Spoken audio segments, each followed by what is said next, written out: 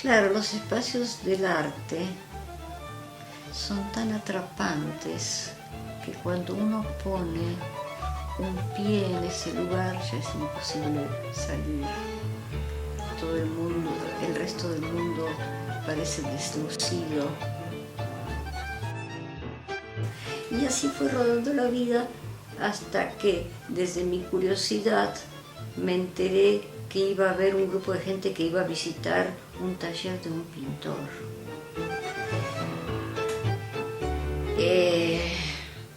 Este hombre vivía en el barrio este taller estaba en el barrio de Almagro.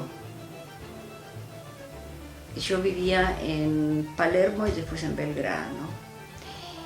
Y entonces fuimos a una casa con un pasillo largo, casi un conventillo, departamento número 7. Tocamos el timbre y salió este hombre grande, yo tenía 18 años, y quedé totalmente flechada, fascinada, maravillada, de manera que al cabo de 2 años decidimos irnos a vivir juntos. Alberto Brusone fue mi esposo.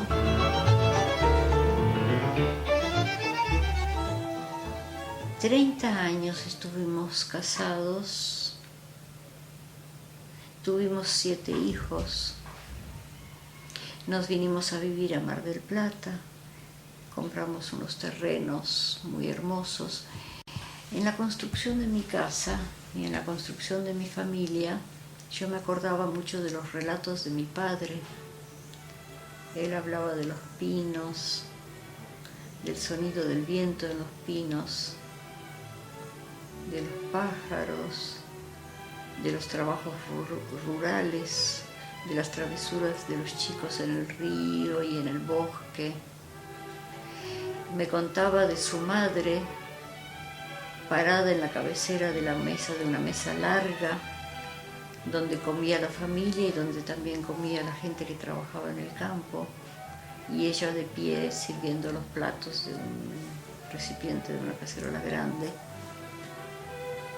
Los chicos estudiando durante la semana en Piotrków-Tribunalski, a donde viajaban en carro. Las travesuras que contaba papá, por ejemplo, cuando llegaba una orquesta al pueblo, los chicos conseguían limones y se sentaban en primera fila y se ponían a chupar limones para que a los músicos les saliera saliva, a los que tocaban bronces. Y entonces invariablemente los echaban de la sala. Pero ellos se divertían muchísimo haciendo esas cosas. Bueno, todas esas cosas quedaron así como resonando en mí, de manera que cuando construimos nuestra casa, yo tenía presente todo esto y de alguna forma busqué recrear esa vida que más o menos fue la vida que pudieron vivir mis hijos, trepándose a los árboles, andando a caballo. Yo tenía, sí, fue una vida semi-rural, porque teníamos conejeras, comíamos carne de conejo, teníamos gallinero, yo tenía una incubadora, sacaba pollitos, los criábamos, las ponedoras servían para abastecer de huevos a la familia, los gallitos, los pollos iban a parar a la cacerola, teníamos frutales. En casa se elaboraba dulce y manteca y quesos.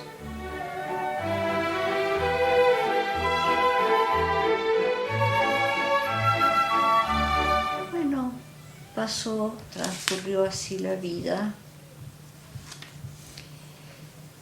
Entre tanto, acá en esta casa de Mar del Plata, mi esposo construyó su taller, magnífico taller orientado hacia el sur, donde no entraba la luz del sol. La luz del sol altera la percepción del color. Viajábamos una vez por mes a Buenos Aires. En Buenos Aires, en realidad, es donde se desarrollaba toda la exhibición de la obra y la venta, por lo tanto, nosotros vivíamos de la venta de obra.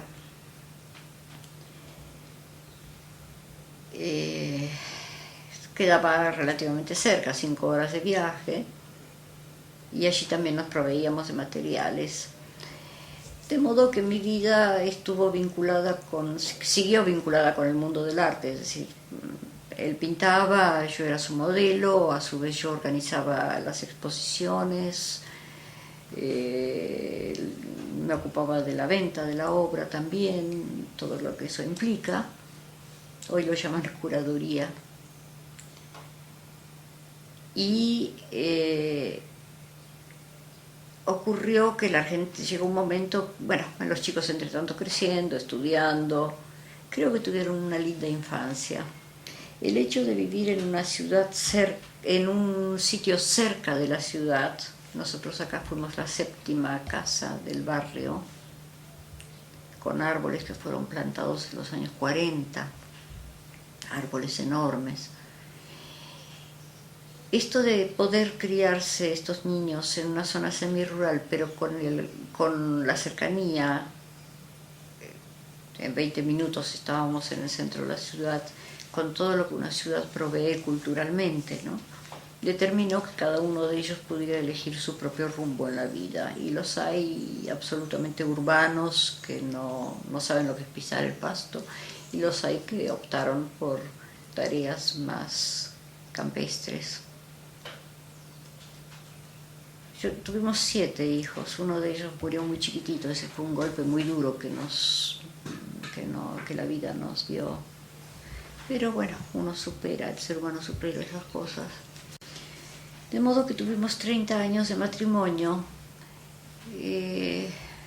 Alberto fue un hombre con una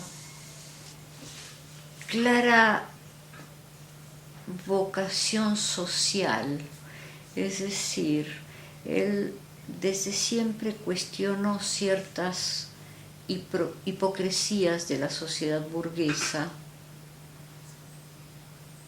pacifista a ultranza, gran defensor de aquellos derechos. Hoy se habla muy fácilmente de los derechos humanos. Años atrás en realidad no era tan definible la cosa, ¿no? Pero él estaba en una observación, una crítica permanente de ciertas hipocresías de una sociedad burguesa y cruel. De manera que en cierto momento de su vida institucionalizó su militancia y participó de cuanto movimiento o acción en defensa de los derechos humanos hubiera. La institucionalizó perteneciendo a organismos, pero a su vez también la practicaba en lo cotidiano, porque entonces desde la solidaridad de un pintor amigo al que se le había quemado la casa, o alguien que se había enfermado y no podía trabajar, o algún vecino que había tenido alguna desgracia, él siempre aparecía allí con un cuadro debajo del brazo y le decía: mire, tome, tenga esto, a lo mejor le sirve, por ahí déselo al doctor, así no le cobra, o bueno, canjéelo por ladrillos para construir su nueva casa, y siempre presente, ¿no? En cuanto a su pacifismo, él sostenía que el ser humano, por ser un ser racional, no debía resolver sus conflictos por vía de la violencia. Por vía de la violencia gana aquel que es más fuerte físicamente o en armamento. Eso no implica que tenga razón. Y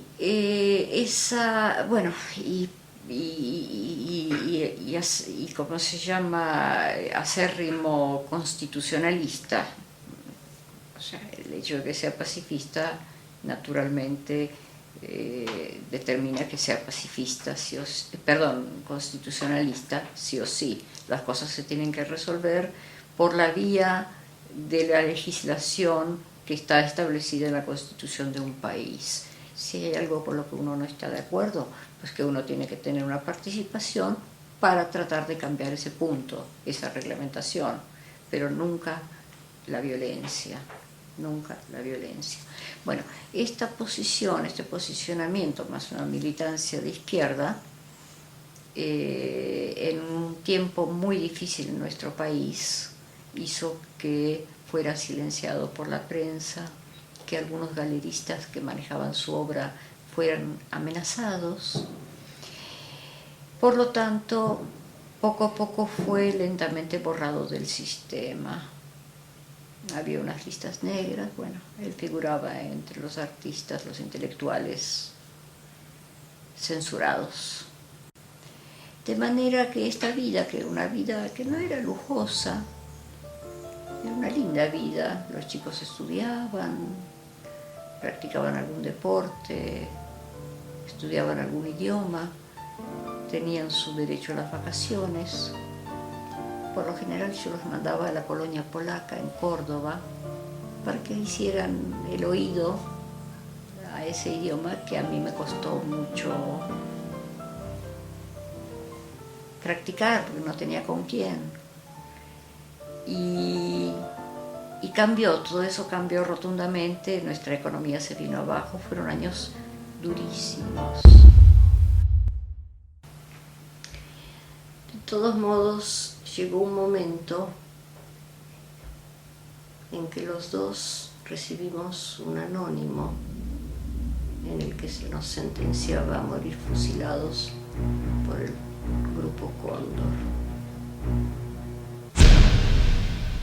No fuimos los únicos de Mar del Plata y hubo gente que se fue a raíz de estos anónimos, de esta sentencia. Nosotros resolvimos no demostrar miedo, no cambiar nuestros hábitos. Nosotros no cometíamos nada que lo justificara, más que su obra testimonial.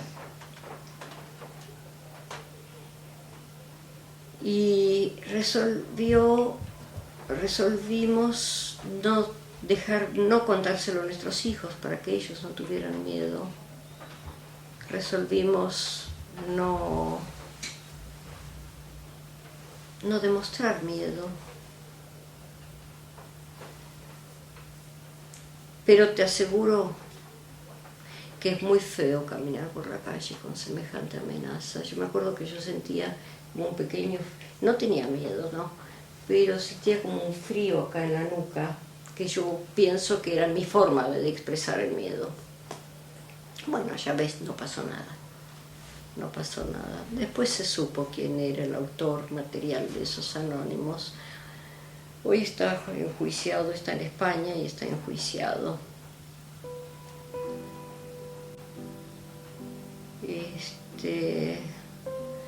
Bueno, así fueron pasando los años.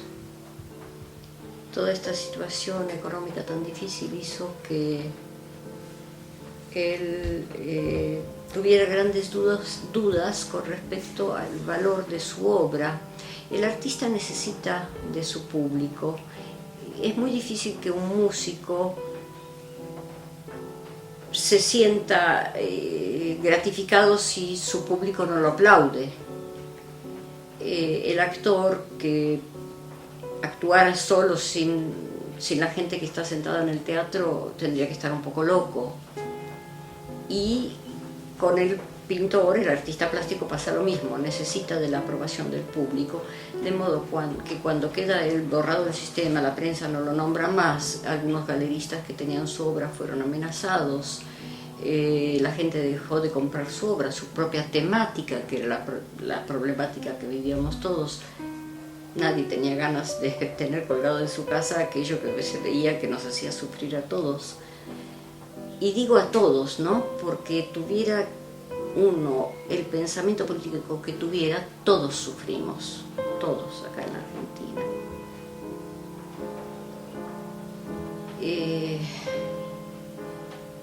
Entonces él tuvo grandes dudas con respecto al valor de su obra. A la vez que iba avanzando la edad, 78 años tenía, cuando él dijo: nada de lo que pinté en mi vida vale nada. Si esto no le interesa a la gente, quiere decir que no vale nada. y ya no tengo tiempo, no tengo edad como para realizar la obra con la que sueño. Él tenía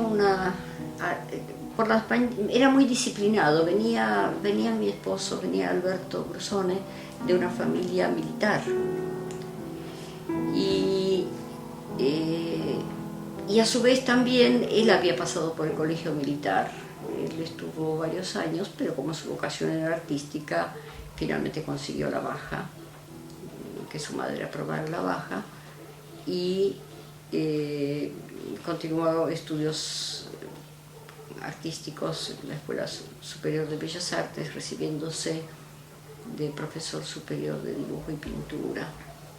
También se formó en escultura, en grabado. Pero esa infancia con un padre militar y a su vez su paso lo disciplinaron maravillosamente bien.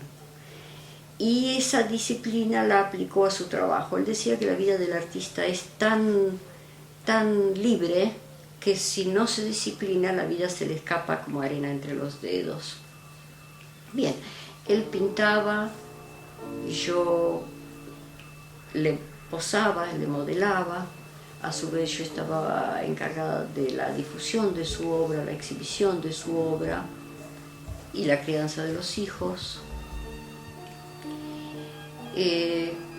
Juntos conversábamos, analizábamos su trabajo, tal es que eso fue muy lindo para mí.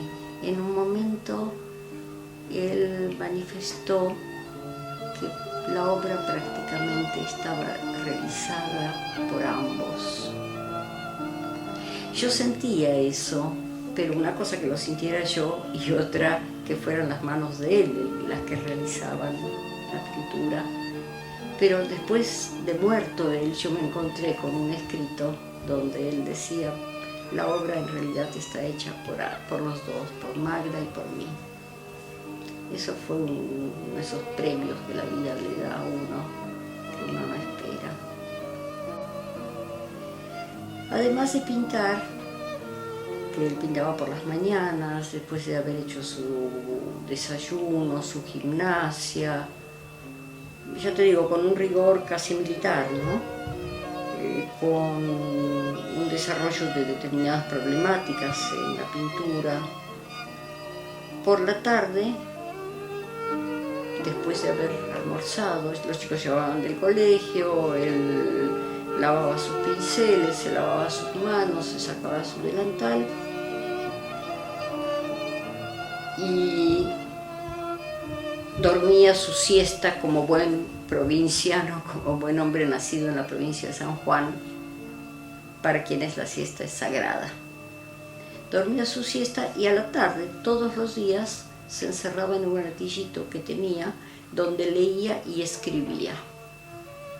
Habiendo sido él empleado de tribunales, había tenido la costumbre de escribir con carbónico, de modo que las cartas que escribía las escribía con carbónico también. Las escribía con carbónico y era sumamente comunicativo. Así como no era hombre de encontrarse en bares, teníamos muchos amigos. Nosotros después de casados nos vinimos a vivir acá a Mar del Plata. Eso creo que fue en el año 65, sí. Y la gente amiga de Buenos Aires venía, en su mayoría eran escritores, pintores, músicos, es decir, hombres del arte, venían y se quedaban a dormir acá en casa, ¿no? Porque esta casa, ya lo dije, quedaba un poco alejada del centro de la ciudad, a pesar de que está en ejido urbano el terreno, pero es una zona semi-rural, ¿no? Entonces la gente venía y se quedaba en casa, pero no era él de salir, no era hombre de bar, de encontrarse con los amigos fuera de casa. Sí eran unas mesas magníficas de conversaciones muy intensas con esta gente, con estos artistas. Y y su hábito de lectura.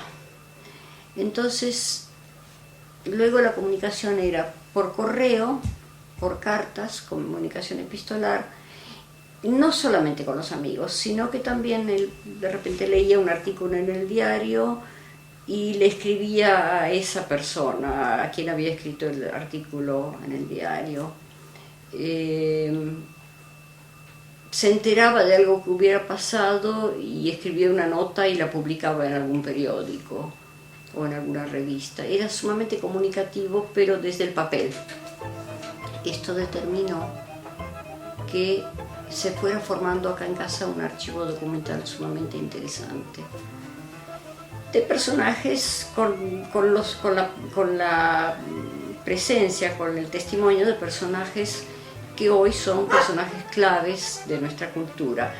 A veces me resulta un poco extraño, en el barrio donde yo vivo hay calles con nombres de escritores y de músicos que eran todos amigos nuestros, que nos acompañaron. Qué sé yo, hay un poeta, el poeta José Pedroni, cuyo padre era albañil, entonces le gustaba muchísimo cuando se fue construyendo esta casa, se fue construyendo, y él venía y nos encontrábamos los albañiles, José Pedroni y nosotros, en lo que es el famoso asadito del albañil, ¿no? Que con los pedacitos de madera que van quedando de la obra, o se cocina un churrasquito y uno lo come ahí al lado de la obra. Y entonces, ¿qué ocurría? A veces pasaba algún muchachito, algún chico de por acá, y uno lo convidaba también a churrasquear. Después nos enteramos que esos chicos en realidad eran chicos casi delincuentes o hijos de delincuentes que venían a ver si podían robar algo. Pero de esa manera, nosotros era un chico, no teníamos prejuicios.